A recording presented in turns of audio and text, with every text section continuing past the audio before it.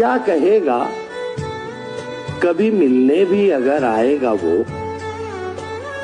अब वफादारी की कस्में तो नहीं खाएगा वो।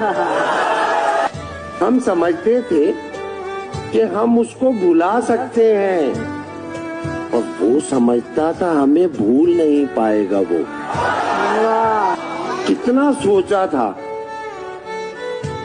पर इतना तो नहीं सोचा था याद बन जाएगा वो, ख्वाब नजर आएगा वो।